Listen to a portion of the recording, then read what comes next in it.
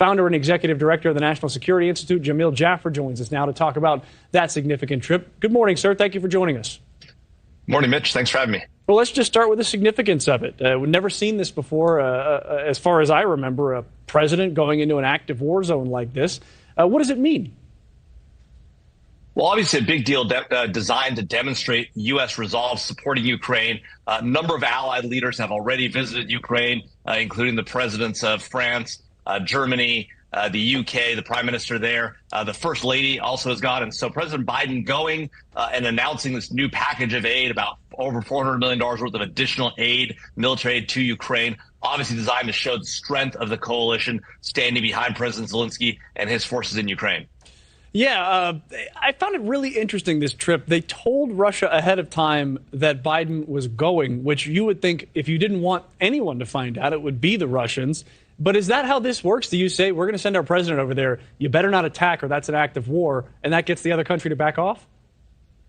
Well, at some level, that's part of what's going on. They certainly don't want an international incident growing out of a mistaken effort by the Russians. At the same time, they were trying to send a message to the Russians, so letting them know ahead of time gives them an opportunity to protest, which they clearly did. You've got President Putin there talking about the fact that the Western alliance is causing this war to get worse, that it's the fault of NATO and the allies, the way this war has gone. Of course, that is true at some level, which is to say that the Russians would have hoped this war was over in 3 days or 3 weeks. It's gone on for a year, in part because the Ukrainians have shown a tremendous fighting spirit, and in part because we've supplied the Ukrainians, the United States and our allies, with a significant amount of weaponry to respond to this uncalled for Russian aggression there in Ukraine.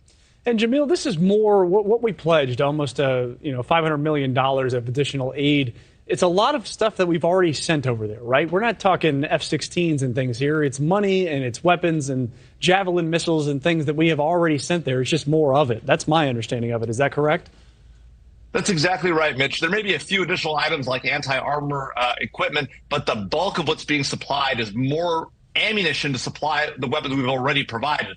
What isn't there yet thus far is a commitment to speed up the supplying of the tanks that we promised, the M1s, the United States has promised, the Challenger 2 tanks from the UK and the Leopard 2s from the Germans. Those tanks can make a huge difference on the battlefield. And President Zelensky at the Munich Security Conference last week called for speeding up the delivery of those. And he also has asked for consistently, as you point out, Mitch, correctly, fighter jets as well as longer range missiles to be able to strike the Russians inside of Russia where they're launching attacks against Ukraine.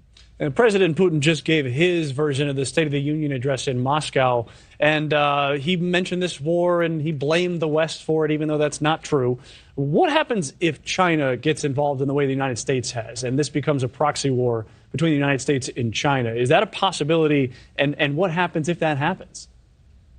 Well, Mitch, it's certainly a possibility, and we heard Secretary Blinken for the first time lay out the case that Chinese companies are supplying non-lethal military aid to Russia today for the war, flak jackets, helmets, and the like, and that the United States has intelligence to believe that the Chinese are going to try to supply lethal weaponry if they believe they can get away with it. Obviously, now they've been called out, it'll be harder for them to get away with it, but the Chinese also made clear, look, you can't tell us, to the United States, said their top diplomat, Wang Yi, you can't tell us what to do. If we choose to provide supplies, we're going to do so. It's now becoming increasingly fraught, that situation.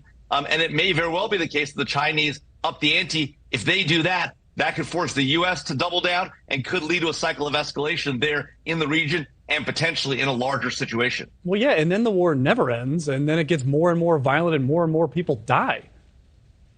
Well, this is exactly the challenge, Mitch.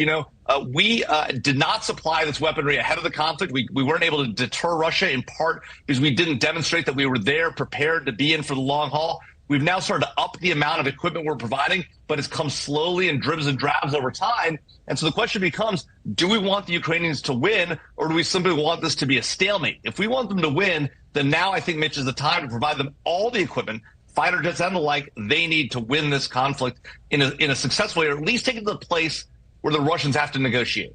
And Jamil, the latest information we have is that the president is out of Ukraine. He is in Poland. He's in Warsaw specifically to meet with the Polish president, Andrzej Duda. That's going to happen around 6:50 a.m. Eastern time. It's about 12:50 p.m. Warsaw time. But just after this almost adventure. And I know that's probably not the right word, but just this incredible feat of getting a president in and out of a war zone like this. How does this work logistically? How do you keep this a secret from enough people and yet inform enough people to keep him safe? Well, what's clear that they were able to pull this off without the media or anybody else finding out that the president was going to Ukraine suggests that there are a lot more U.S. capabilities there, either really right next to Ukraine or inside of Ukraine itself, in order to pull off this kind of an operation. So you're exactly right. It takes a big footprint for the president to get in and out. And I think that's part of what we're seeing here is the fact that we have the capabilities there. We have the supply lines into Ukraine to make this happen on very short notice, or at least without being noticed publicly. It could also be that what's called a press lid was imposed. The press knew about it, but couldn't report on it because of security concerns. That's what I wanted to know. That's what I've been asking our people. Did we know about this and we just had to keep a lid on it? We may never know, or we might know tomorrow. We'll find out later. That's Jamil Jaffer from the National Security Institute. Thank you for joining us. Thanks, Mitch.